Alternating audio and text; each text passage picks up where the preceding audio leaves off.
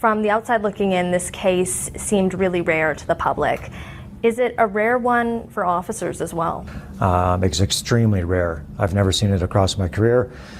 But while it's rare, what's the part that isn't rare is the complexity of the case, like why it's taking so long, because these investigations have to be done in a methodical approach. I believe that with hard work and the work we're doing and the information we're gathering, we will find out what happened with Jack and Lily.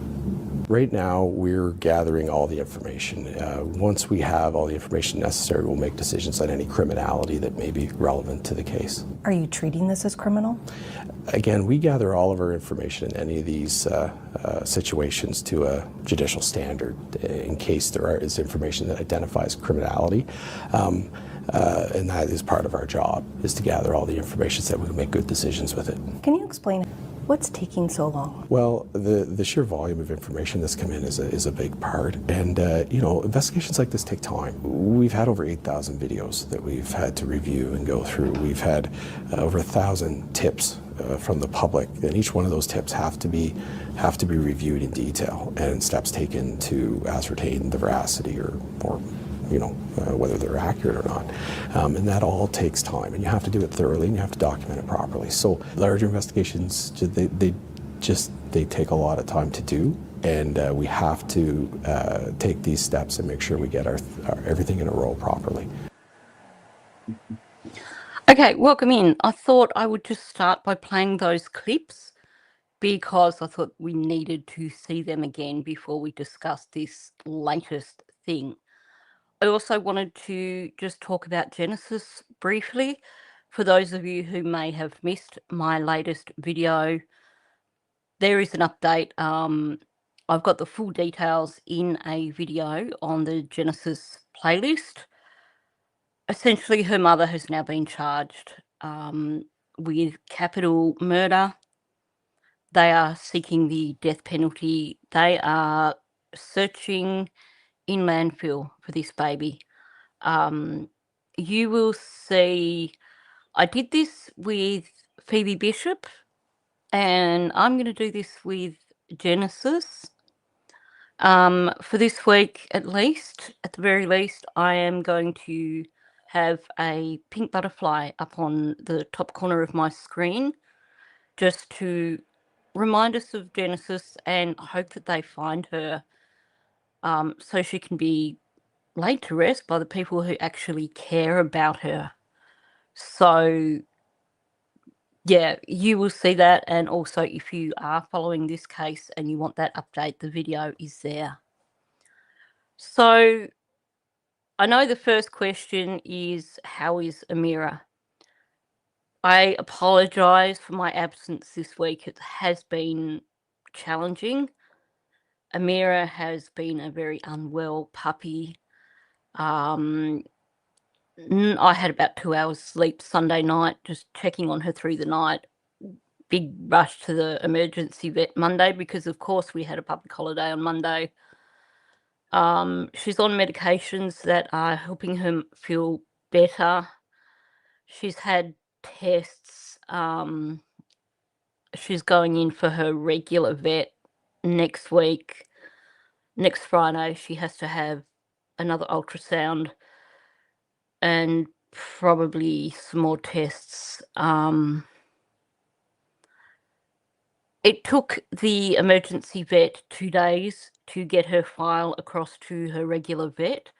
So it has been slightly challenging. I've struggled to focus to keep up with content. So we're just going to take it as it comes for now with Amira till we've got more information. And, if anyone wants to buy a healthy kidney, feel free to let me know. Just getting into the emergency vet on Monday, they charge you $350 just to walk in the door, essentially. So, of course, if your animals are going to get really sick, make sure they get really sick on a public holiday so you end up paying double the cost. Then, when you've got all tests and stuff to run. Anyway, but, I will spend whatever it takes to keep Amira healthy and to just keep her happy. So not anticipated, but yeah, you go with the flow. And, Amira has a history of doing things like this. I remember the last emergency vet visit was a Sunday. So, if things go wrong, you can guarantee it's going to happen on a weekend or a long weekend. Anyway, so moving on to Jack and Lily. I nearly got up and did a video about this last night when I saw the news, because my mind was just blown. Thank you so much, Marilyn. At first, I was really taken back, and I thought, what the heck are these morons playing at? And I was thinking, well, why is Rob McCammon telling us all this positive stuff? And now we have Hayley coming forward and saying she's done a polygraph exam. And I've had time to sleep on it. I've had time to think about it. So I have thoughts on it, which I will share later on during the video. I should probably apologise. I'm glad that people did actually figure out when this live stream was, because I know originally I had it set for, originally I set it as a live stream talking about the first of the Hidden in the Fog interviews that Durwood did, because I haven't looked at that yet, and I thought it was a good time to look at it, go back to back.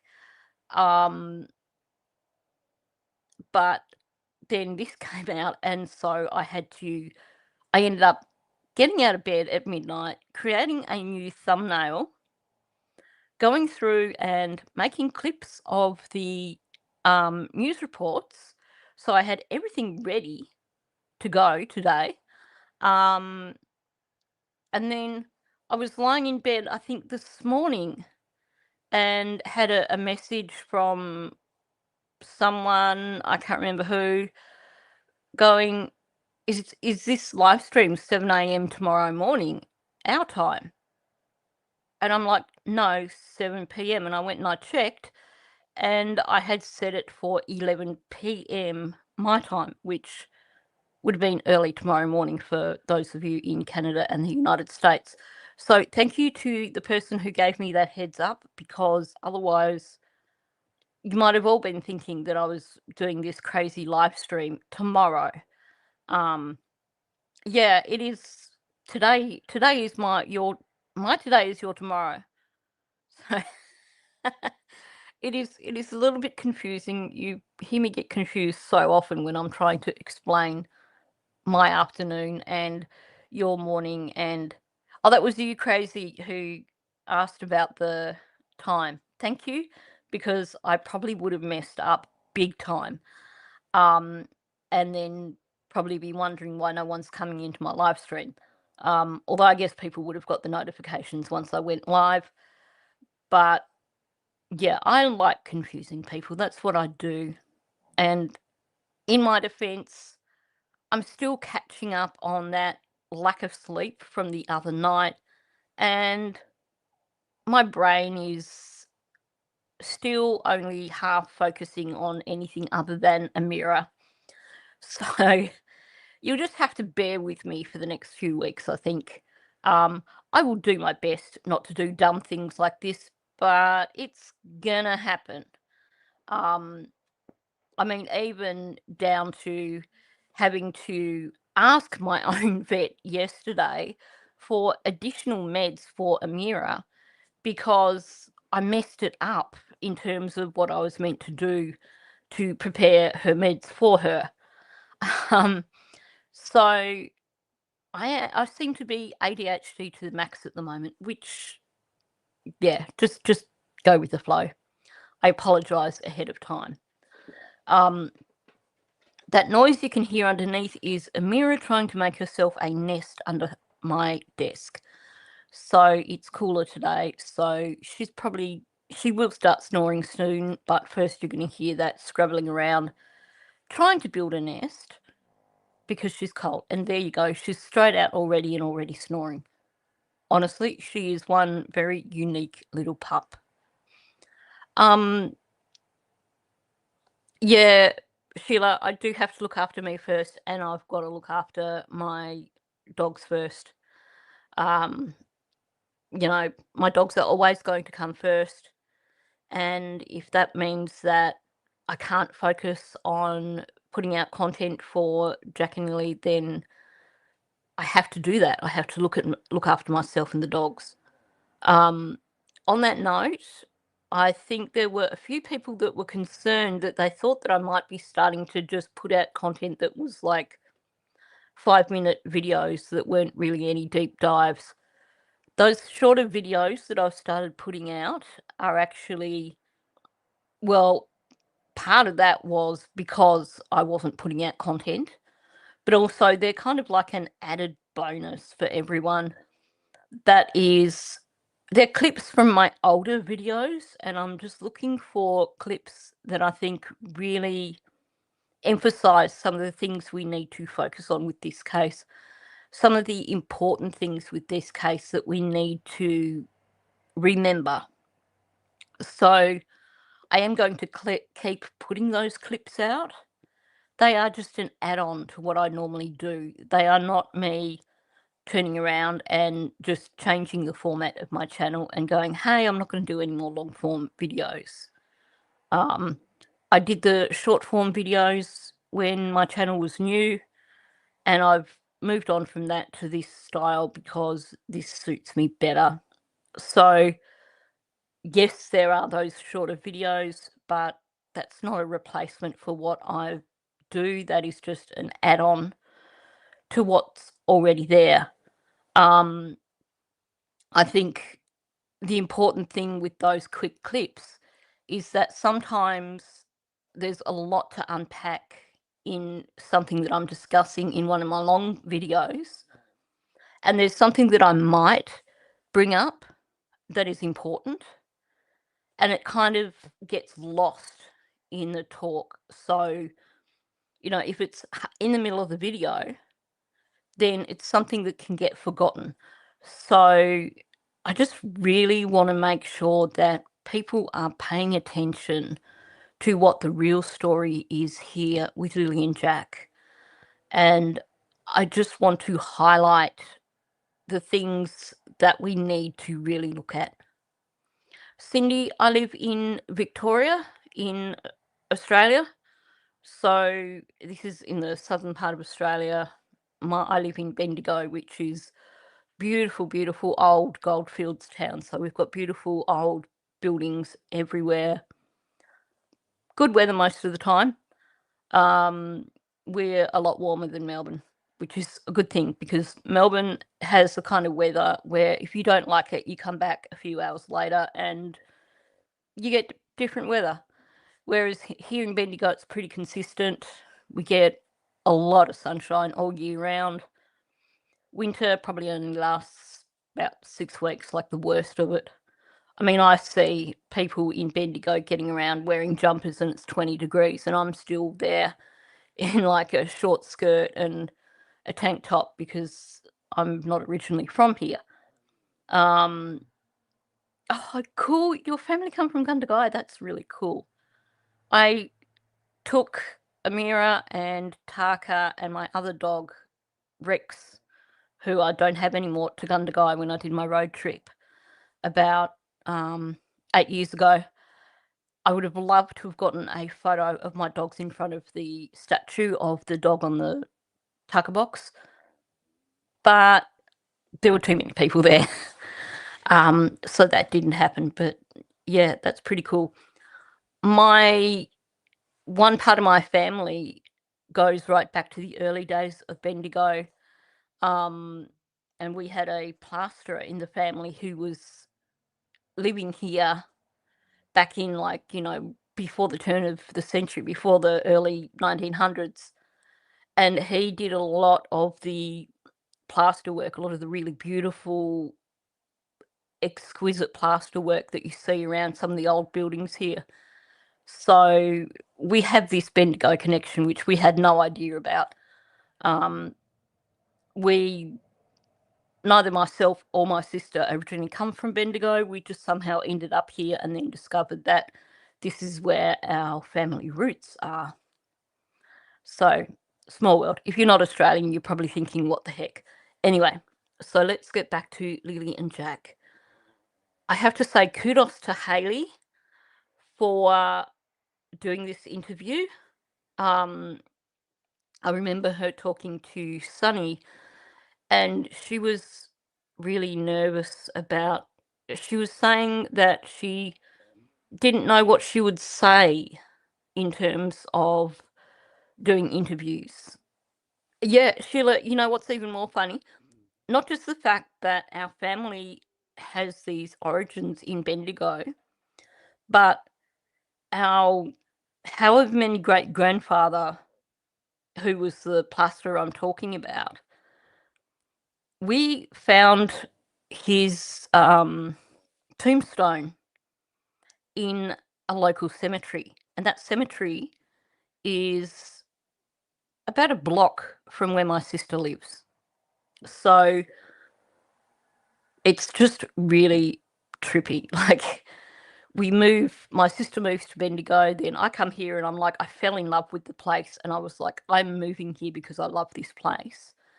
And then we're doing a bit of history, and I'm not even sure what got us to looking in that cemetery, but we were searching up family history, and we discovered that we have all these relatives, including this great-great-great-grandfather, in this cemetery that is literally about a block from my sister's house.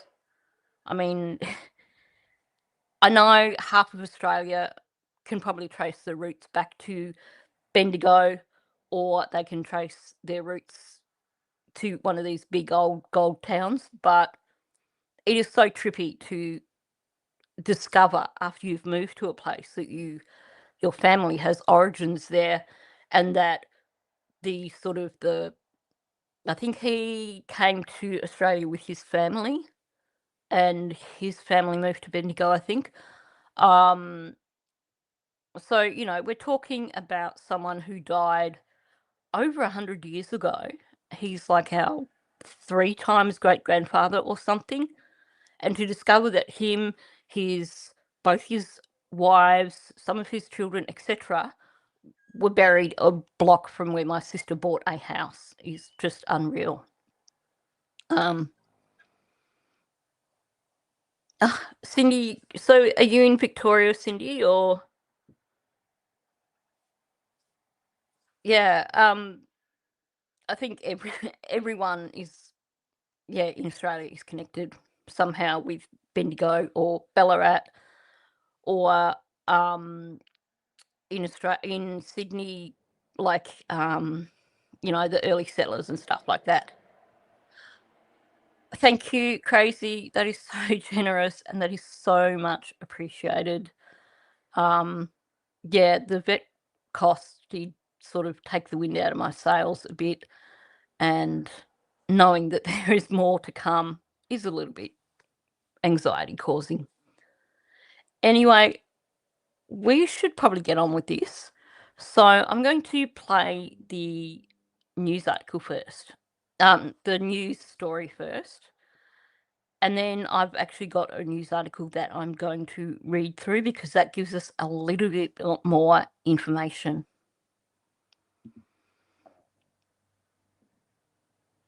I think I am anyway. Tattered and intertwined in a tree, this pink blanket is one of the only pieces of physical evidence in the mysterious disappearance of Jack and Lily Sullivan. And now it's the subject of a second round of police polygraph examinations.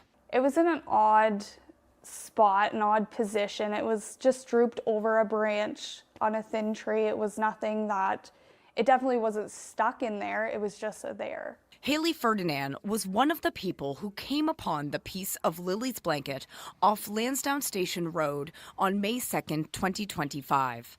She's the stepsister of the children's mother. It was the first day of the search as crews scoured the woods for Lily and Jack. Since then, family members on all sides have suggested online and in the media that it was planted. Ferdinand was asked about that in a polygraph examination on February 20th. It was, did you plant the blanket in the tree? Did you place the blanket in the tree? Did you put the blanket in the tree? And did you leave the blanket in the tree? Ferdinand says she answered no to each question and was told at the end that she passed. In Canada, polygraph tests are used as an investigative tool and are not admissible in court. A number of people close to the children underwent polygraphs in the weeks and months immediately following the disappearance. Michelle Janie says police use polygraphs to help shape interviews and narrow down suspect pools. But she says conducting a second round of polygraphs could mean the RCMP have exhausted all of their immediate leads. The best thing to do when you have we're now at a long-term missing persons case would be to go back from the beginning and start over and with fresh eyes and look for anything that they might have missed before. So to me, it sounds like that's what's happening. RCMP declined a request for an interview, but confirmed in an email that more polygraph examinations have taken place. The force also confirmed the blanket remains at the RCMP National Forensic Lab.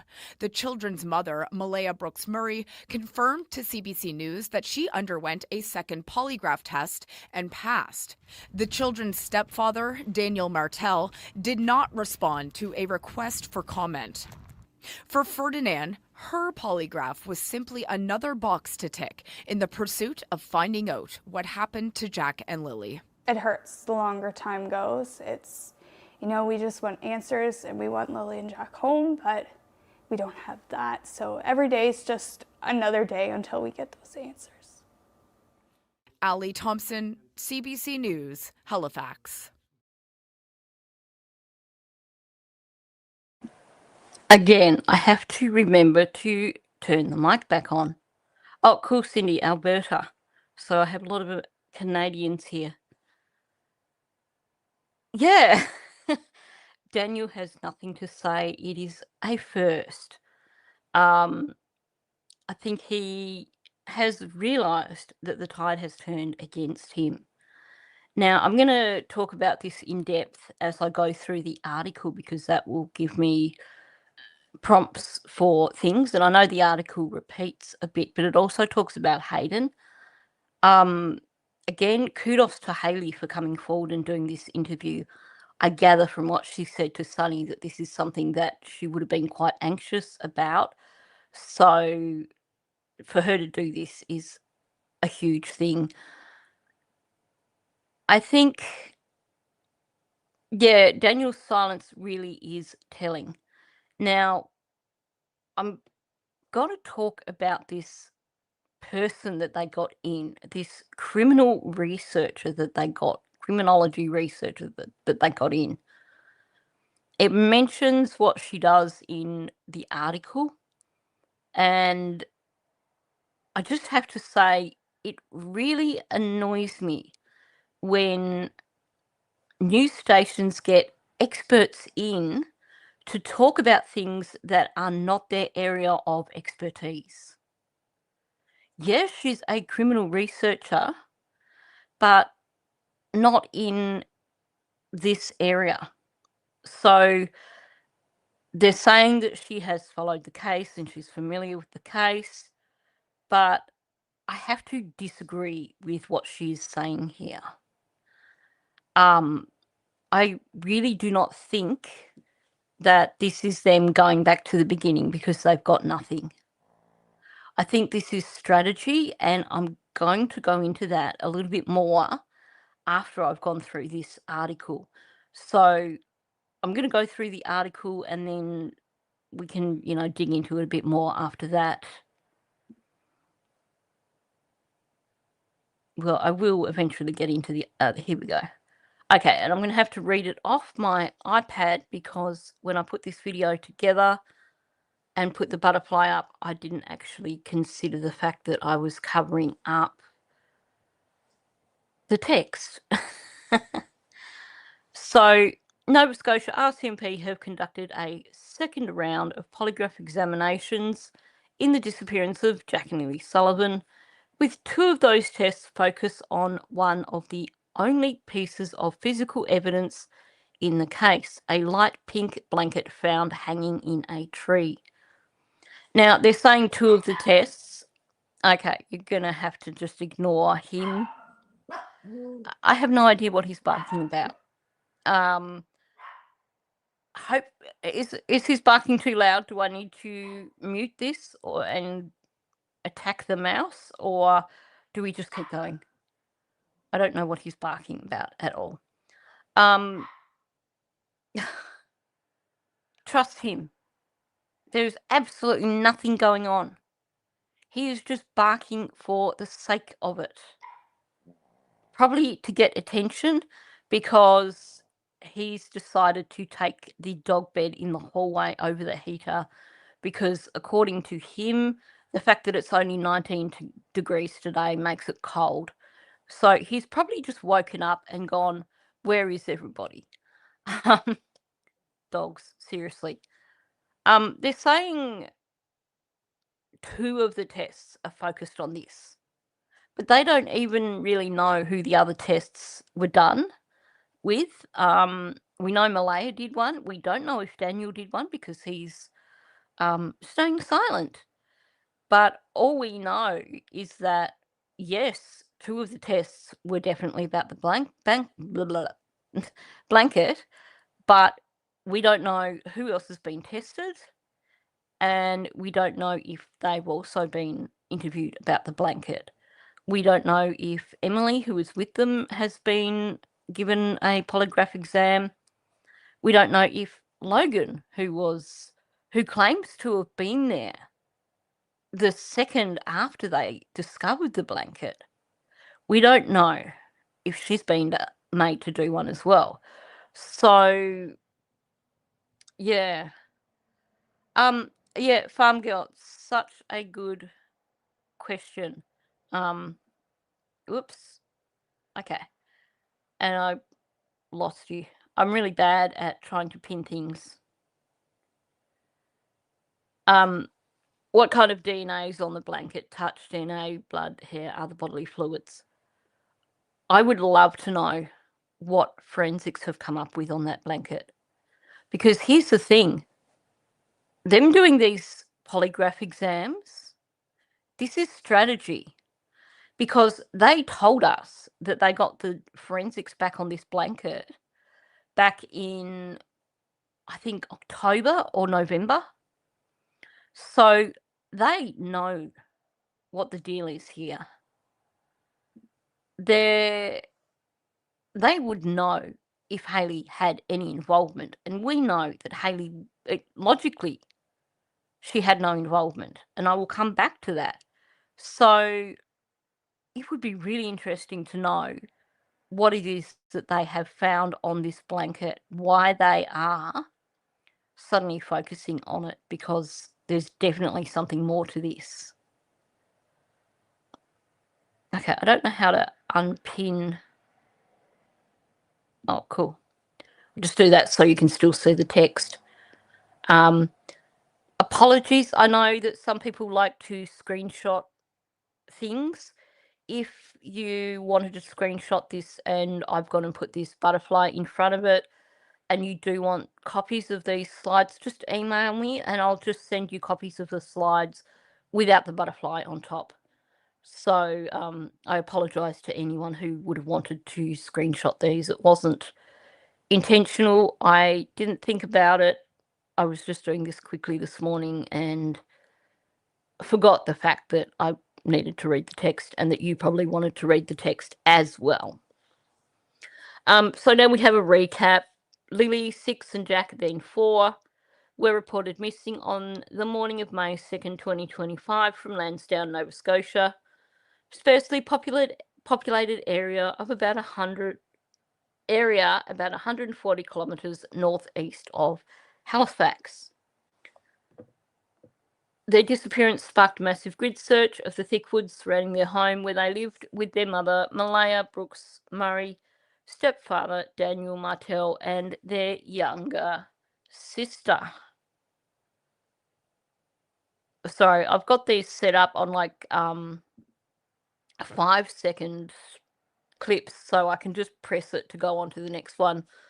I will eventually invest in the professional version of StreamYard where you don't get this thing up on the screen and where I can put multiple clips. But I think for now it's easier if I just put it all together in one video and I work through it that way. A piece of Lily's blanket found on the first day of the search, tangled in a tree's twigs, has been the subject of much speculation fueled by a lack of answers in the case. Now, up until when I saw this article, I had questioned whether that photo of the blanket was real. But I'm guessing that if it's being put out there by a media source, then it must be real. Thank you, WhatsApp. Very much appreciate it. Yeah, it's a little bit stressful worrying about not knowing where things are like not knowing what the future looks like in terms of costs with Amira's vet bills and possibly ongoing medications and stuff like that. So very much appreciate that. Yeah, I had questioned. Thank you, Angry Lemon. Thank you. I had questioned that picture of the blanket. I had wondered if it was an AI creation. I didn't know the origins of it, so I'm guessing that it's probably come directly from Hayley, because if they are putting it on their news articles and saying submitted, then that tells me that they have got it from either Hayley or Hayden, which means that it must be the actual photo. So at least that puts that to bed, I guess. I don't know if anyone else was questioning that, but I was a little bit curious. Family members on all sides have suggested online and in media interviews that it was planted, and boy have they.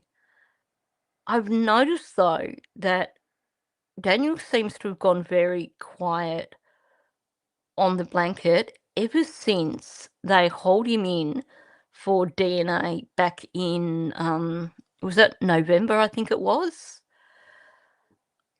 Yeah, see, the criminologist knows nothing, and it's not even her area of expertise. And I am gonna, when I get to that in this article, I'm gonna talk about that some more, because I just get really annoyed with the media when they bring in a so-called expert to give their so-called expert opinion, and what happens is that it causes more confusion. It causes more upset, and it doesn't help in any way. And that is what has happened with this woman. I think they just really chose the wrong person here.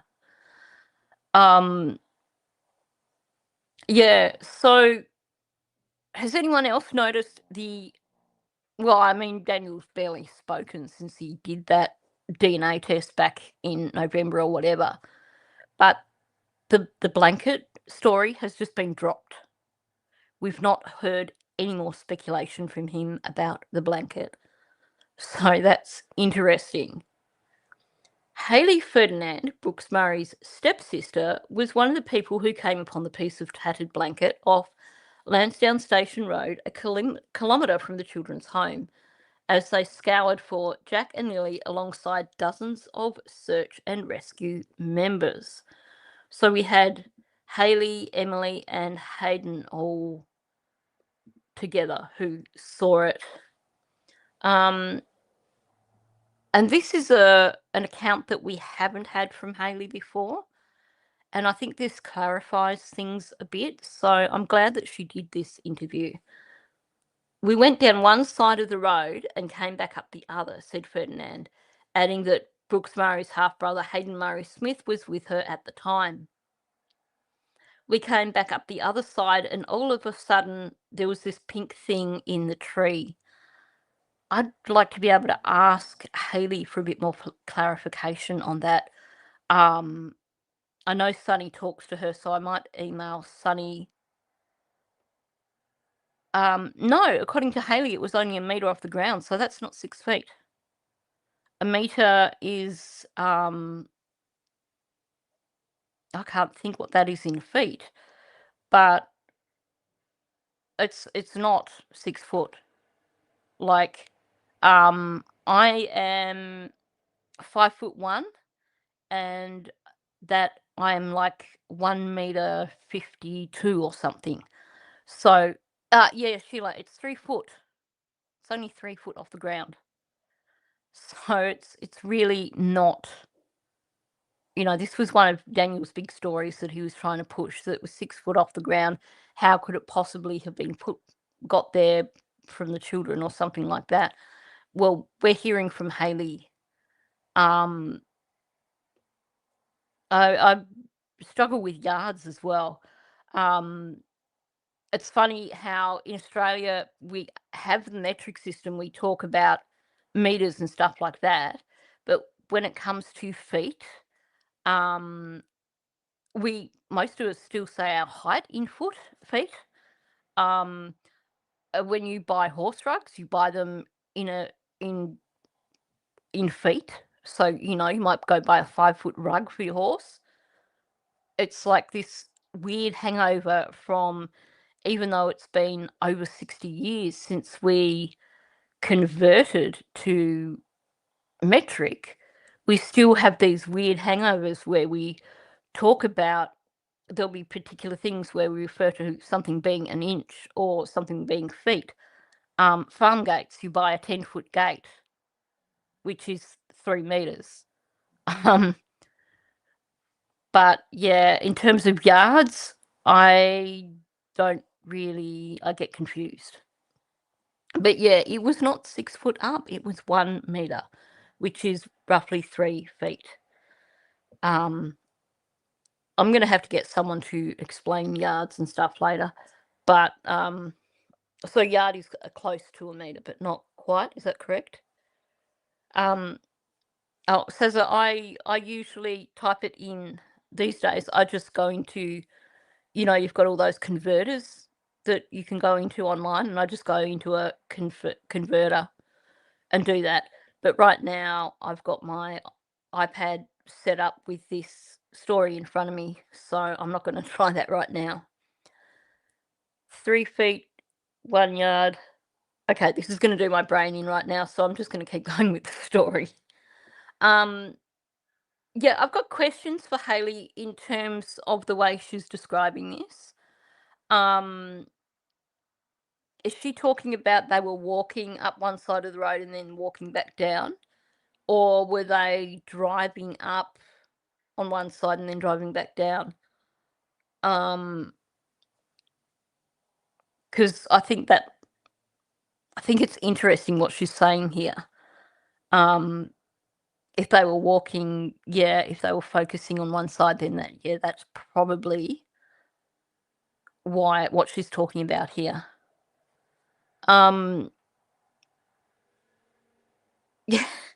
Yeah, crazy, but that is so true. Daniel wasn't even there. He claims that he never saw the blanket in the tree, but then he showed the exact spot and a branch 6 foot up.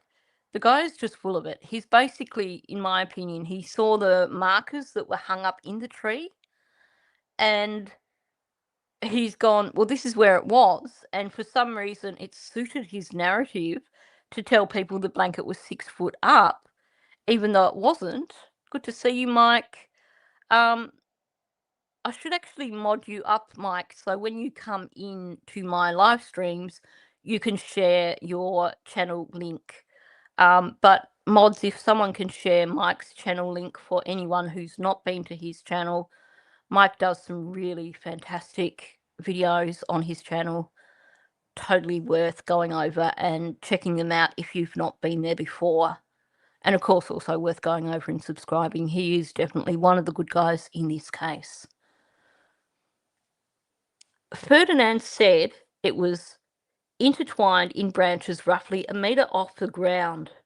She described its position as odd.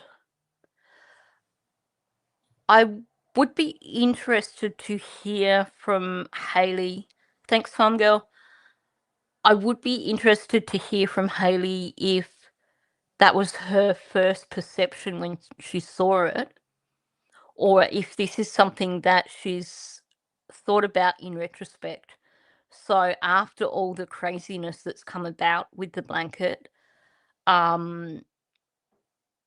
is this what she thinks now, or did she think it from the very beginning? Because when I look at that photo, it does look odd. It looks really, really odd. Sheila, I agree. I really like listening to Mike's voice. It is soothing, and he always has some really good things to say. Emotions were very high that day already, and sure enough, we sent the picture to Malaya, and she ID'd it as being Lily's, says Ferdinand in a recent interview at her home outside Truro. It was just very emotional to see. Now, this was in the afternoon too. I think, did Hayley say she heard about it on social media as well? I think they came a bit later because one of them was working and actually didn't know about it till later on. But this also clarifies here in terms of sending the image to Malaya, because I think there was a bit of confusion there in terms of who showed Malaya the picture. But we have Hayley saying that she sent that image to Malaya.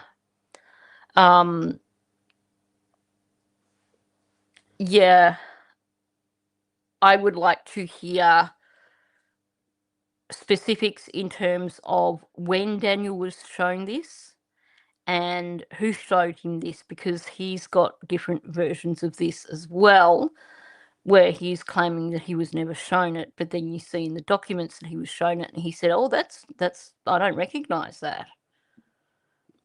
Anyway, moving on to the next page.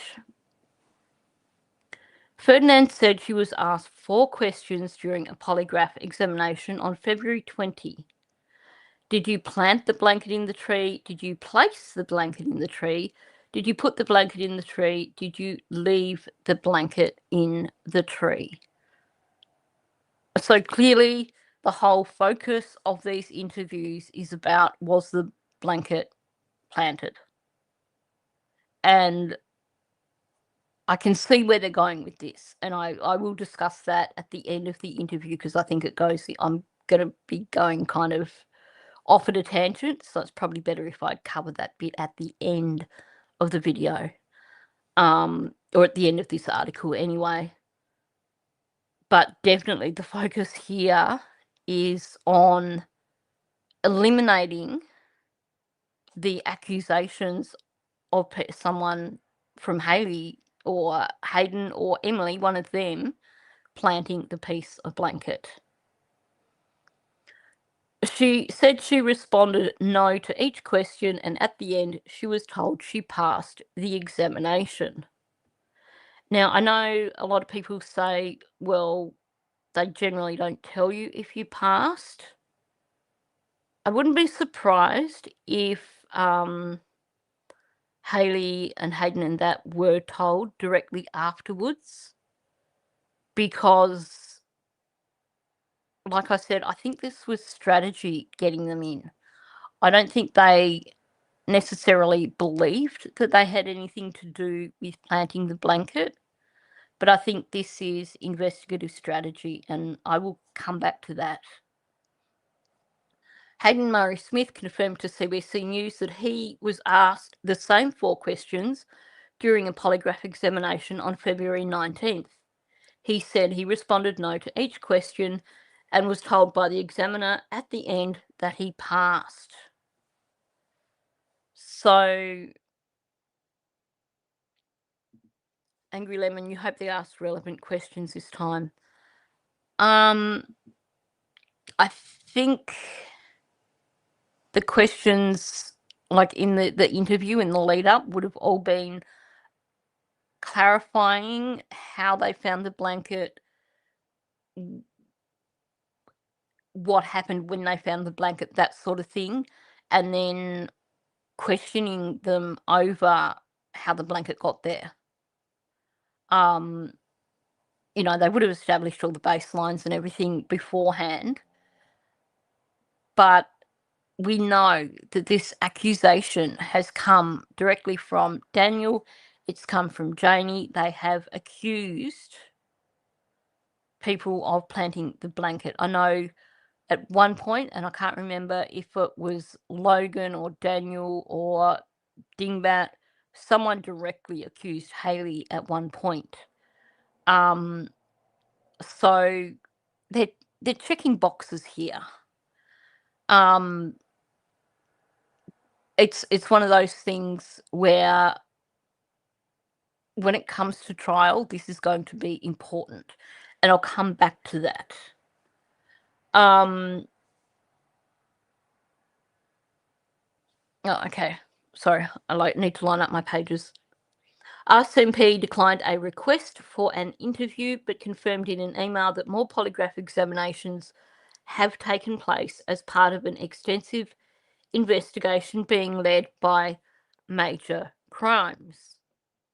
So this is still being investigated under the Missing Persons Act, but this is another part of the investigation from Major Crimes. What does that tell you? Anyway, the Mounties also confirmed the blanket, one of two pieces of physical evidence in the case that the public is aware of, is still at the RCMP lab for forensic investigation or examination. What's interesting there, and I will have to go back through my articles, but we know that they got the results back for the forensics from that blanket back in October or November because RCMP told us that directly. So if it is still at the forensic lab, that is interesting. There might be something else that they are looking at. It could be something was inconclusive, or it could just be that it's still at the lab in case it needs further testing. It's interesting that they are saying this after saying that they had got the results back from the forensic testing, but then they didn't say back then that the blanket had been returned and put into evidence. So I don't know protocol there, but it may be that they will just keep it at that lab. Very interesting. The second piece is a boot print consistent with Lily's foot size found on the pipeline trail near the family home. Yeah, I don't know if that's really evidence though. That's just my opinion. I know that the turkey guy would like to think that is evidence, but yeah, either the boot print, I would actually consider that maybe it was planted, or simply it could be from someone else's child. I did a video on this. I pointed out that those boots come from Walmart. So you have, yeah, CC, spot on. You know where I'm going with this, don't you? Slowly taking away all these distractions. Yeah, you know where I'm going with this, and I'll come back to that after the article. Walmart, how many sets of children's shoes will they have sold? We are talking about a low-income area. We know there are a number of other children the same age as Lily and Jack in the area who catch the same bus as them even. So Janie, the ATV, exactly, Charlotte. Janie met a woman when she was out on the ATV who was out with a child. We've heard that there were people out searching with other children. So, you really can't put a lot on that at all. In Canada, polygraph tests are used as an investigative tool and are not admissible in court. And I think it's not so much about the polygraph exams themselves, but rather the recorded interviews before the polygraph exams. I think that is important here. And the polygraph exams are sort of just an add-on, and I'll come back to that. Okay, this associate professor. Michelle Genus, an associate professor in the Criminal Justice Department at the University of Louisiana Lafayette, said police conduct polygraphs to help shape interviews, narrow down suspect pools, and to guide who they should be speaking with as part of an investigation. Yes. Genus, whose areas of expertise include best practices for recovering missing persons, says she feels the fact that police are conducting a second round of polygraphs signals that RCMP have exhausted all immediate leads. And I have to disagree with her really, really strongly. I agree with whoever said in chat earlier that this woman really doesn't know the case. They have not exhausted all leads. We heard Rob McCammon talk about the number of tasks that have been created from the tips they've had. He has essentially told us they are full throttle at the moment. They are basically, they're not stalled here. They know where this investigation is going. They are basically ticking boxes right now. They are making sure that they have a watertight case. And this is part of the process. We heard them talking about having a methodical approach, talking about making sure that everything is done to judicial standards. And with Rob McCammon talking about, and this is paraphrasing, but I'm guessing this is what he would have liked to have said, having their ducks in a row.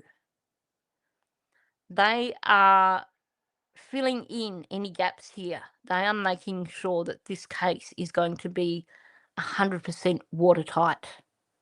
So I completely disagree with this woman. I think she is way off with this observation.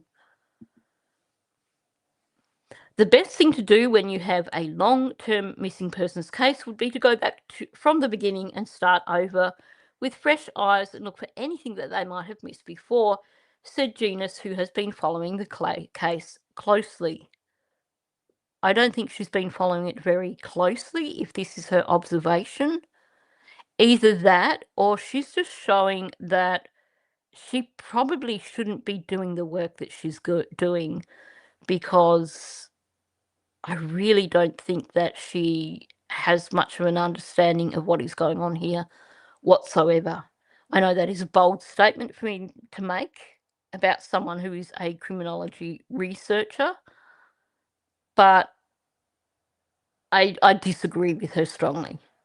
Everything we have heard in the last couple of months points to this case not looking like a cold case, points towards them basically making sure that they have got everything sorted. It is absolutely concerning that the investigation has gone on for this long. Is this woman really an expert? Seriously. And we still have no recovery. All missing persons cases are usually resolved very quickly. So this in and of itself is very abnormal and concerning. No, this is not abnormal and concerning. What is abnormal and concerning is this woman who is supposedly a researcher at a university, a criminology researcher, making statements like this, which are going to alarm people who are perhaps not following the case as closely as what we are, and who may not be as familiar with the intricacies of these kinds of cases. We have had from Rob McCammon and that other guy and I forget his name, we have had from them information saying this is a complex case. This is going to take time. And I did a video quite a while back where I showed you the number of cases that have taken quite a long time to be resolved. Michael Vaughan, that's only just going into court now, and that was 2021, I believe, that he went missing.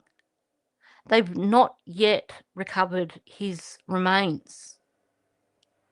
Harmony Montgomery, it took them, 10 months to get an arrest with Adam Montgomery, and that was with a statement from her mother. So these things do take time. So I don't know what she's thinking when she's saying this. Honestly, I disagree with her, and I really, really get annoyed, like I've said, when news outlets talk to people who really don't know what they are saying. Details about the blanket's discovery are laid out in search warrant applications sought by RCMP early in the investigation, and we've gone through them quite extensively, so I think most of you know about them. The document said the blanket was discovered around 4 p.m. on May 2nd, okay, whatever, and police dogs were brought to the location, but no scent was picked up. And I mean, they had the dogs there for hours, and they looked, huge area they covered. So that's concerning, definitely. 2 days, 2 days later, another piece of the same blanket was seized from inside a trash bag at the end of the driveway at the children's home, said the documents, which lay out an officer's summary of the investigation to that point. Yeah. I still find it questionable that they found that whole blanket in the trash 2 days later, after Malaya claiming that the stripper blanket had been thrown out ages ago. Things are just odd with that. But anyway, Martel had been using the blanket to stop a draft from a door, it said. About a week before the disappearance, Brooks Murray took it from the door because the weather was getting nicer, and she threw it in the garbage. I won't keep going down that road because you've heard my thoughts on all that already, and I do want to get on to talking about what's going on with these polygraph exams. There was already a piece missing from it when she did that because Daniel ripped it off when he put it up. Funny. So this piece that was ripped off when he put it up should have been long since thrown out. It's just odd. The document said, summarising Brooks Murray's statement to the police, Martel told CBC News in a January interview that he had voluntarily provided a DNA sample to investigators a month prior. Everything Daniel did is supposedly voluntarily. I think when this goes to trial, we're going to discover that none of these things were voluntary. He said it was his understanding that his DNA was taken in connection with the blanket, But RCMP have not confirmed that, and they will not confirm that. According to the court documents, a number of people underwent polygraphs in the weeks and months immediately following the disappearance, including Martel and Brooks Murray. Just move on to the next slide. Ferdinand and Murray Smith were not polygraphed during the first round of tests. Oops. Okay, sorry. Let's see if I can get back to that without going too far back.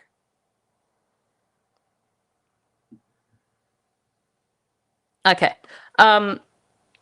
Sorry. Like I said at the beginning of this video, my brain's only half on this. I do try to focus, but hopefully I'll get back into focusing better in the next couple of days, maybe, hopefully. Martel previously told CBC News that all the questions he was asked during his first polygraph were presumptive that the children were no longer alive, such as, did you kill Lily and Jack? Martel did not respond to a request for comment from CBC News on the second round of polygraphs. Ironic when we've got, over 2 hours of audio, probably 3 hours of audio from Daniel, and now he's silent.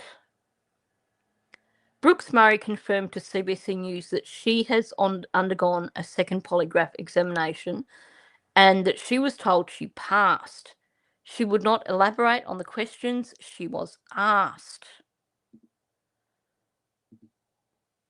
If she's done them at the same time, it would have all been in connection with the blanket. I think we can be pretty confident.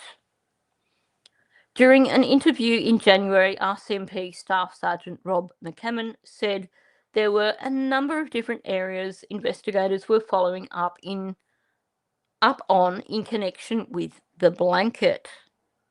So even if this expert woman who they spoke to had even watched that one interview, she would realise it is not a cold case where they've hit a wall and are going back.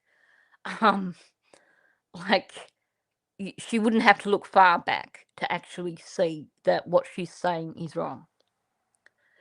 We'll make decisions on that once we have all that we need, but right now we're not in a position to really comment on that. So there is definitely something significant with this blanket. For Ferdinand, her polygraph was simply another box to tick. And how often do we hear this with families who are just desperate for answers? They are like, well, okay, so they did a polygraph exam. Well, this is another box ticked off. This is something getting us closer to answers. We don't hear this from Daniel and Malaya. We are hearing this from Hayley. And again, this is something that I feel confident with the things that Hayley says. I've not seen anything that suggests to me that she has ever tried to be deceptive. But yeah, she's certainly showing her motivations here. I knew that I went into the test being truthful, and I knew my result was going to be truthful. So it was really just another normal day, another task to complete in the pursuit of finding out what happened to them, said Ferdinand, becoming emotional at times. Now, I know she wouldn't want to, but maybe Hayley could actually coach Daniel and tell him what he needs to say to actually sound credible. Maybe he should study statements that have been made by people like Hayley. But I don't think we're going to hear much from Daniel from here on in.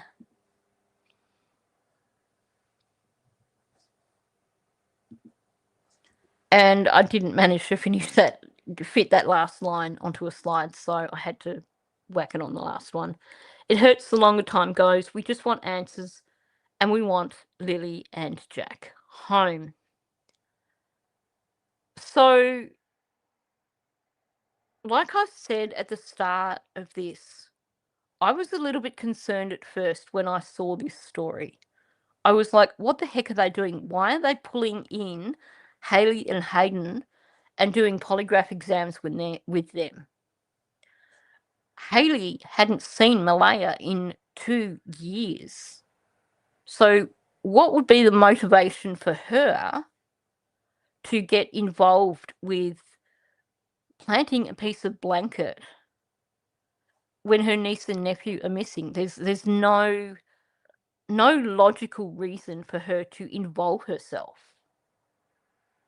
So, and even with, in terms of Hayden, why didn't they mention Emily? I suspect that possibly because she is a little bit separated from the family, that they are maybe trying to keep her out of it a little bit because of the mess that this case has been. I think for them to speak about Emily or to speak to her is going to put attention on her that she probably doesn't want. I mean, at the end of the day, she is, I don't know if she still is, but she was simply Hayden's girlfriend. Her and Hayden are both young. And with all the crap that's gone on with this case, yeah, I think it's about protecting her. You know, Hayden hasn't actually come forward and done any interviews. So I think it comes down to protecting some people in this case. If they don't want to come forward, then they don't need to. Cassandra, I had heard that she is a minor. I may be wrong, but I thought that she was a minor, and that could be part of it. We haven't had full clarification of that, and maybe that's another question I need to ask Sunny to relay to Hayley. I think it would be good if Hayley would go up and talk to Sunny again and just give us some answers to some of this. Only if, you know, obviously if she's not comfortable with it. But there are some questions around this that I think Hayley could answer for us. But yeah, I think it's just that extra degree of separation when it comes to Emily. So they're probably not going to discuss her for that reason. Yeah, Mike, Daniel says he asks for polygraphs about the blankets. He may have done, or they may have suggested it to try and get him to say more. Crazy, I think Hayley's probably better just only talking to a very small circle of people. I know I'm a good person. I know that I would look after her if she spoke to me, but she doesn't know me at all. She doesn't have any relationship with me. Whereas with Sunny, she's been talking to Sunny for months, so I think she would feel more confident answering questions directly from Sunny. That's just my observations. I mean, I'm always here if Hayley ever wanted to talk, but I think just the way this case is going, you know, she's comfortable with Sunny, and she's probably comfortable enough with Sunny to be able to express where her limits are in terms of what she wants to answer and things like that. So, yeah, I'm not going after anyone in terms of wanting to talk to anyone in this case. I would certainly only talk to people who were family members. I would never want to talk to Malaya or Daniel or anyone who claims to have a connection to the family.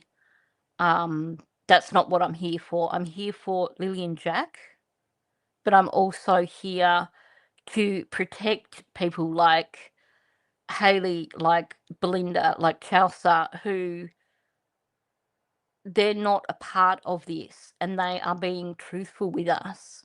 So, you know, I still have to consider their needs, and me messaging them when they're probably getting 20 other people messaging them, asking them questions, I'm just really cautious about the added stress that creates.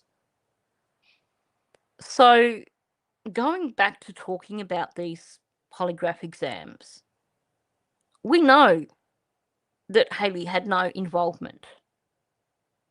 We know that there's no reason for her to have planted the blanket. There's no reason for Hayden to have planted the blanket, and there's certainly no reason for Emily to have done so. She's probably rarely met the children. Maybe she's met them because of Hayden driving Paddy to things and stuff. So she's got some connection. But really, I don't believe that these polygraphs were because they genuinely believed that Hayley had any involvement or Hayden had any involvement. So that takes you back to asking why. They have in that article claimed that yes, the blanket is still at the forensics lab, but they've also told her that told us that the forensics were done. We've had Logan herself. Yes, Charlotte, you are spot on. And I will try and pin that. Okay. We've had Logan herself admit that she was right behind them when they discovered the blanket. So it would have been impossible for them to have planted the blanket without her seeing them. Patriot Girl, it does sound like it is being retested. They must have had questions from the results that were sent to them, and they must have been asking for something additional. I don't know if they're looking for additional DNA or something, but clearly there is something with regards to the questions about the blanket. Now, why? So if we can be confident that Hayley's not involved, that Hayden's not involved, the question is, why would they get them in to do this? Well, the thing with these polygraph exams, it's not like they just get them in a room and they sit them down and hook them up and go, okay, we're going to just do this polygraph exam. The polygraph exam is the end result of a somewhat lengthy interview. So what happens is they get them in and they will have video taped and audio taped the interview with each of the people that they pulled in, and they will give them a rather long interview about the blanket in this case, and they will ask a lot of questions. These 4 questions that are listed are the 4 questions that are developed based on the interview that they did with them prior to hooking them up for the polygraph.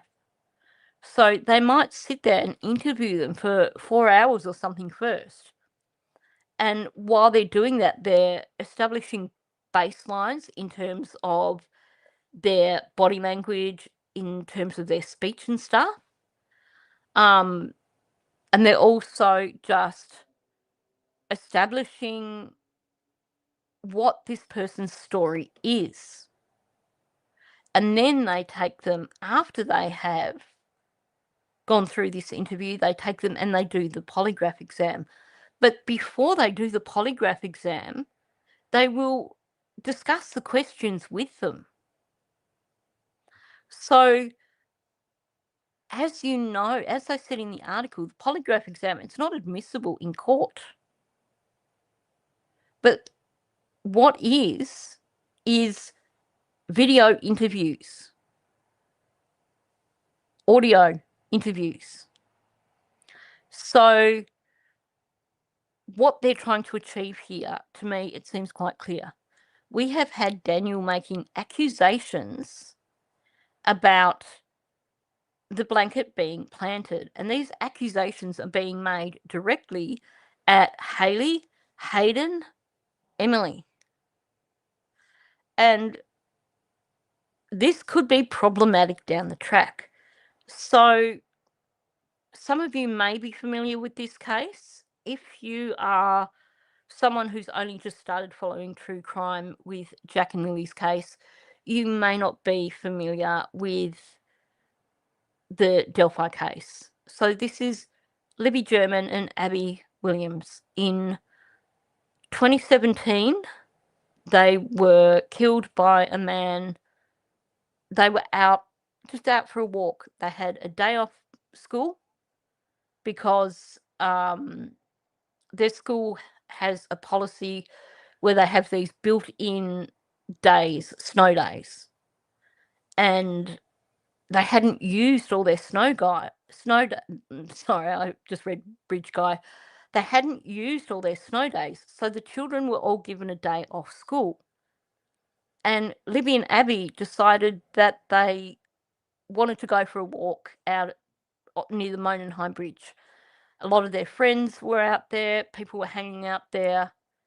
They wanted to go out there because it was their day off. They wanted to do that.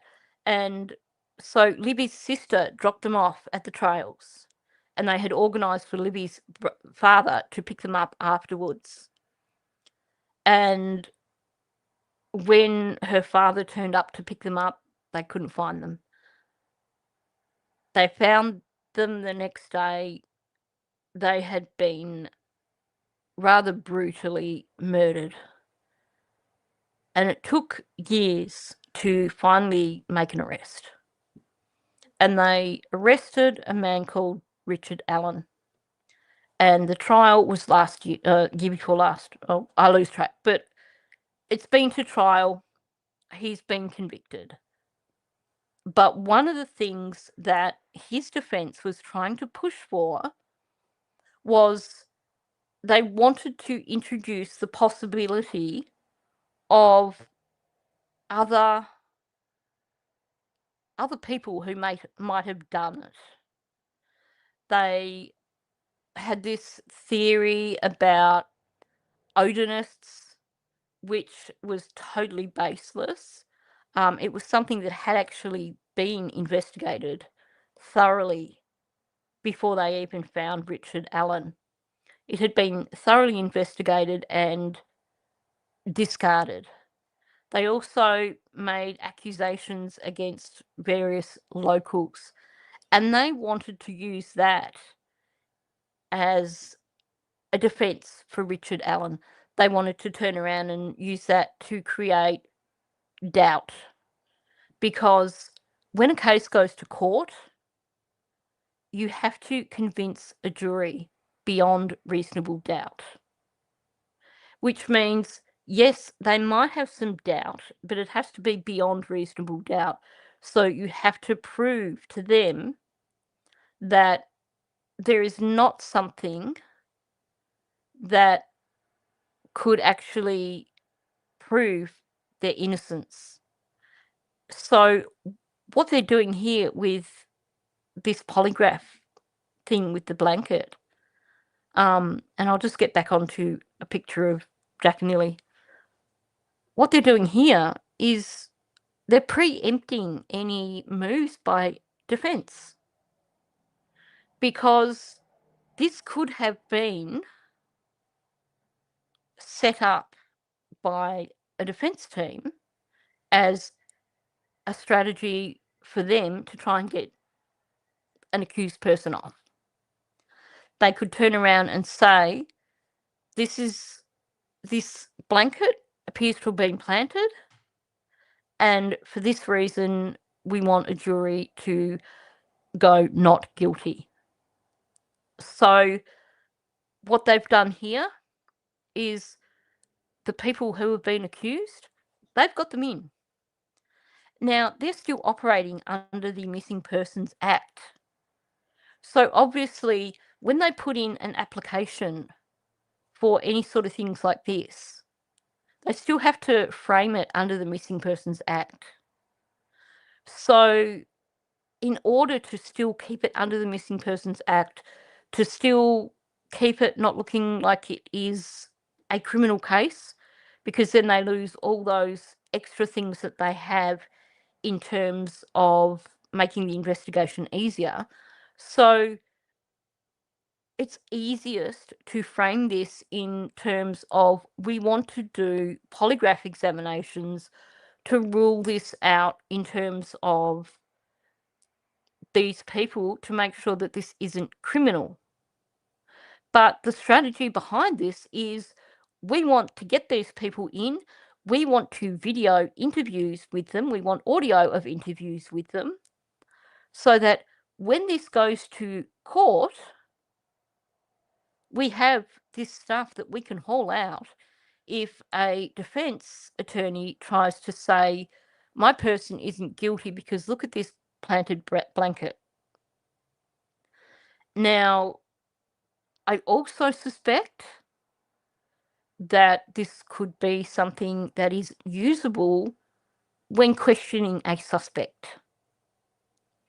If you've got a suspect who has spent 10 months putting forward all these stories, trying to create reasonable doubt, although none of us have reasonable doubt whatsoever, but if you have a suspect who has been making up stories, who has been trying to control the narrative, who has been trying to manipulate people's perception for 10 months, then sitting down and interviewing that person is going to be a little bit challenging because they are still going to, in their interviews, try and deflect. They're still going to try and deny. They're going to try and find ways around giving answers. So if they can sit this person down in another interview and ask them questions directly in relation to this blanket,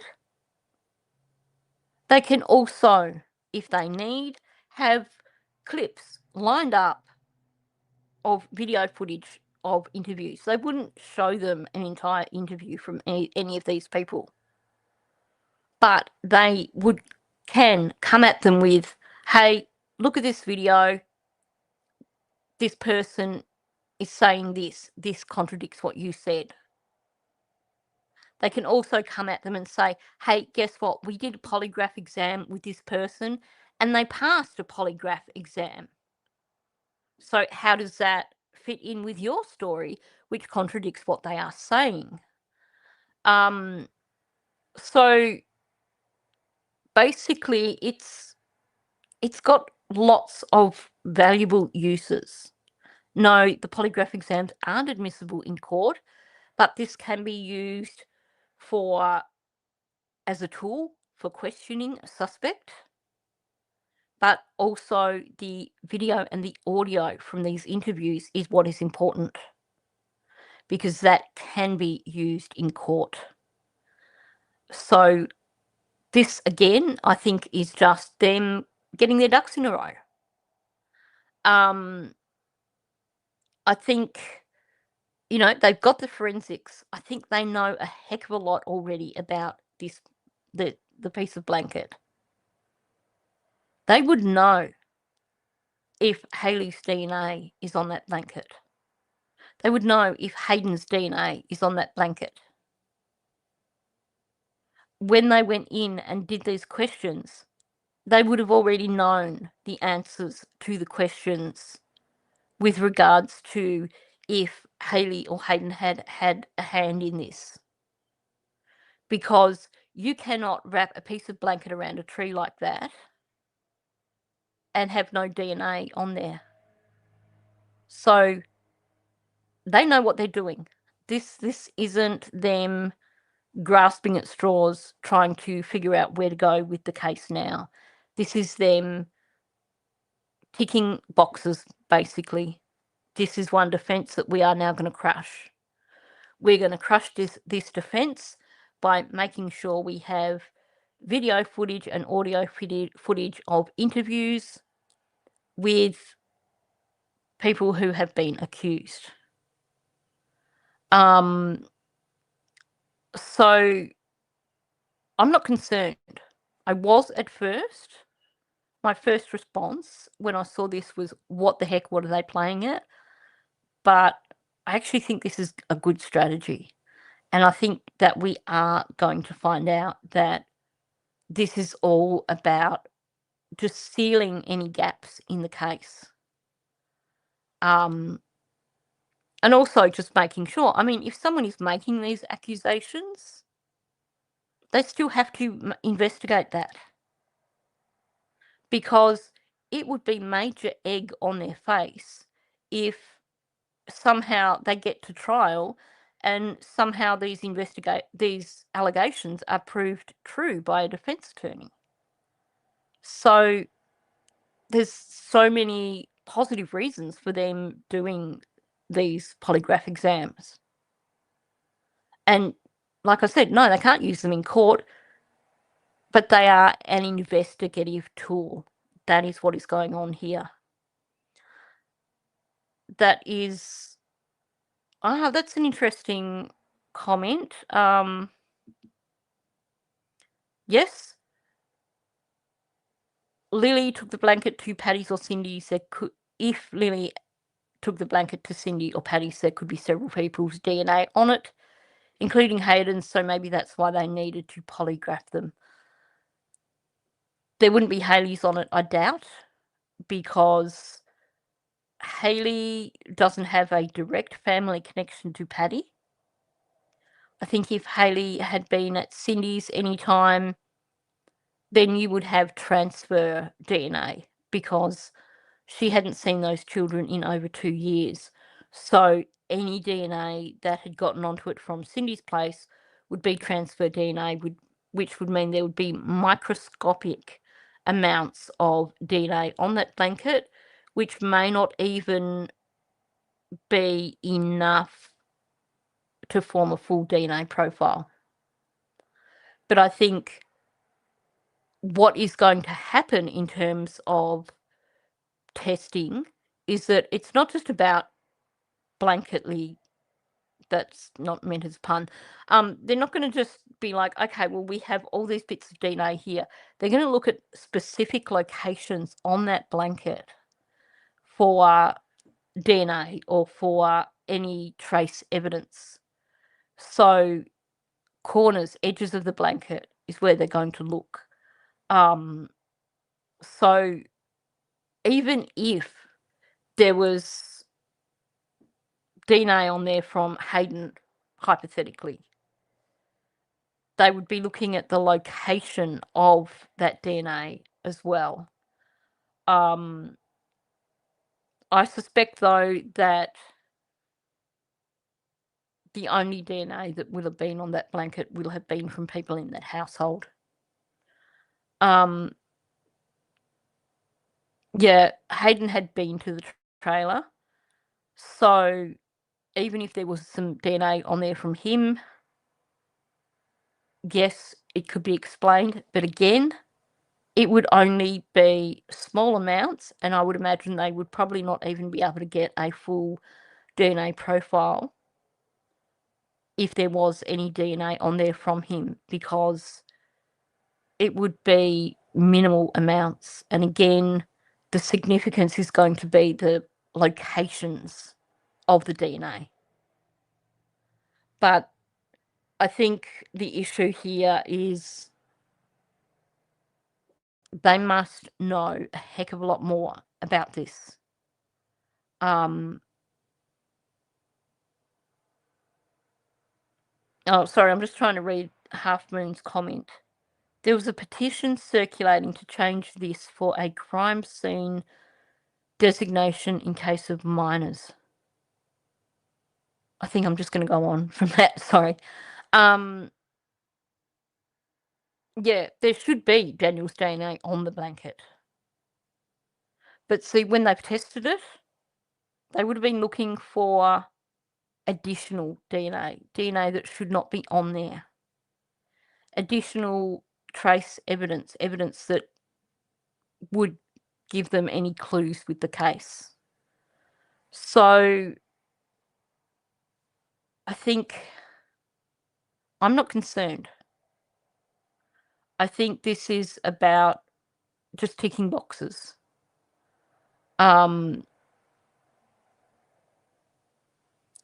says Hayden did pass. She told us last week. I have to say, I don't put a huge amount of credibility on everything that Cheryl says. There have been times when Cheryl has been less than truthful, but honestly, I do think that this is one of those instances where they're just ticking boxes. They are making sure that this case is rock solid. They've got DNA off that blanket, I can guarantee you. And I suspect that, yeah, they knew what they were after when they did these tests. This is about tools for the investigation. This is about making sure that there are no surprises when this goes to court. I'm not concerned. I don't think that Hayden had any involvement with this. I don't think that Haley had any involvement. I don't think that Emily had any involvement. I think, yes, we are probably going to see from Daniel's side various accusations with regards to these polygraph exams.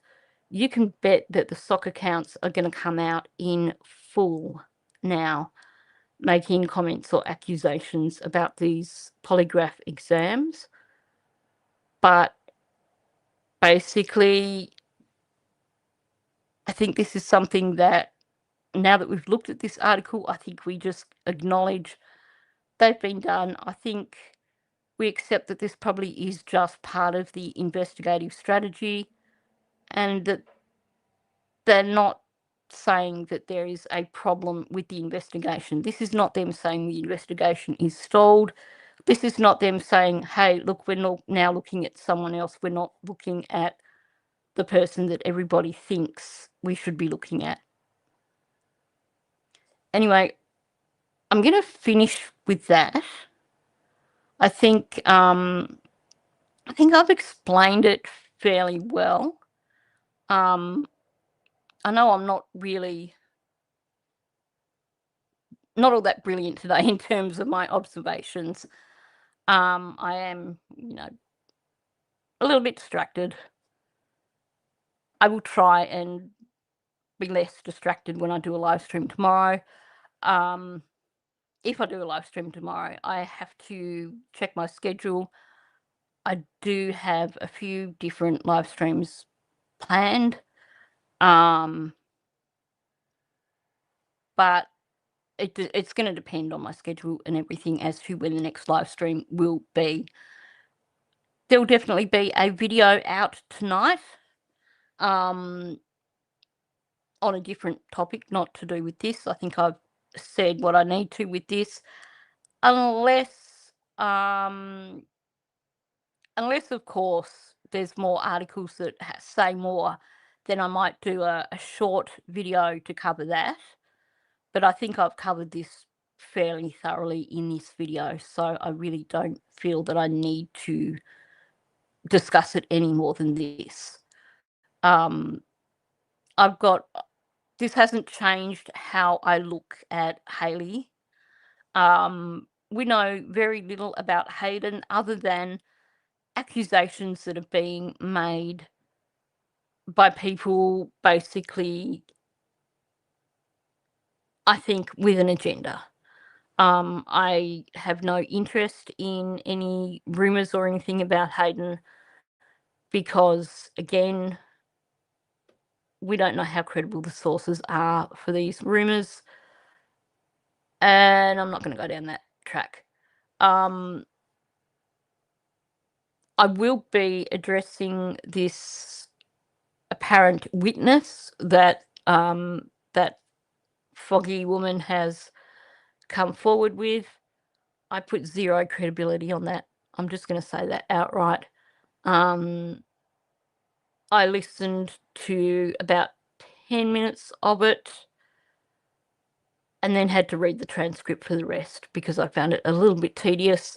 But I really don't put a lot of credibility on that. I put 0 credibility on that. I think the children may well be found, Patriot Girl. They have a lot of technology behind them. I think they have some analysts who I think they've got some idea of what they're doing. I hope I couldn't say with confidence that I think the children will be found, but I do think when we consider the technology that they are using, that there is a good chance. And you can never rule out the possibility of just sheer luck. So many cases where it's just been sheer luck that remains have been found. You just have to look at Suzanne Morphew. They weren't looking for her when they found her remains. They were looking for another missing person. It wasn't even in an area that was on their radar, but they found her remains. So many cases like that. I mean, even Madeline Soto, they may not have actually found her remains had Stephen Stearns not got a flat tire, because someone drove past while he was changing the tire on his vehicle.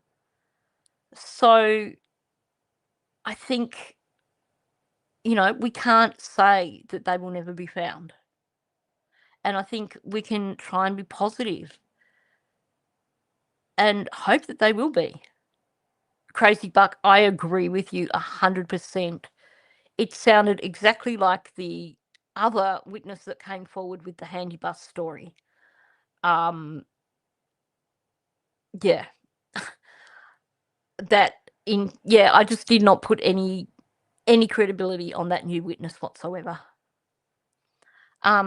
Yes, karma, Saza, that is spot on. I think with Maddie, karma hit Stephen Stearns in the face really damn quickly. Sometimes karma takes a little bit longer, but I would imagine we are talking about 2 little children here, so that's got to be double karma. Surely, there's got to be some power in the universe that is going to guide somebody to find these children.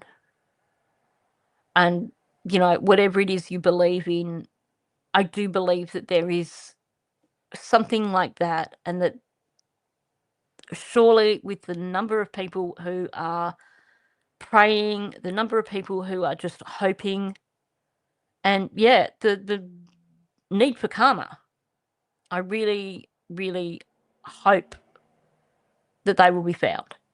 And I'm not going to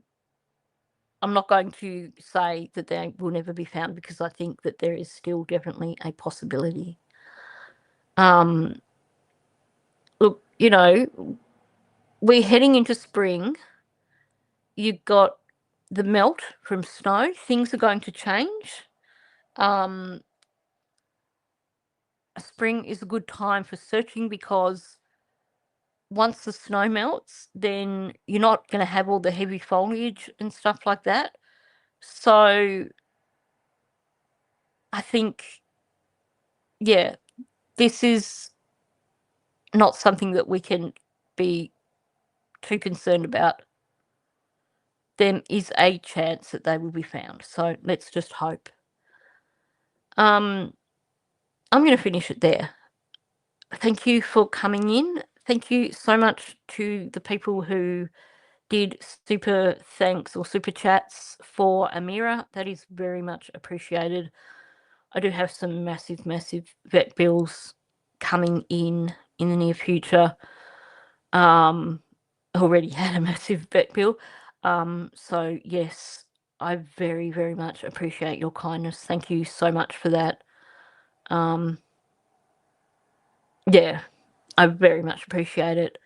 And I will do my best to get back on track in terms of getting videos out But yeah, now you know there is just, a bit of distraction in the background. So there may be some times when I don't get videos out, but I will still, even if I'm not getting long form videos out, I will still drop those short ones for people so you've at least got something to watch. And like I said before, those short videos, they're not a replacement, they are an add-on to what I already do. So on that note, thanks for coming in. If you haven't hit the like button, can you please hit the like button before you head out? And if you are someone who is watching on replay, please do leave a comment. It just helps get this out into the algorithm. So thank you, and I'll catch you all again really, really soon.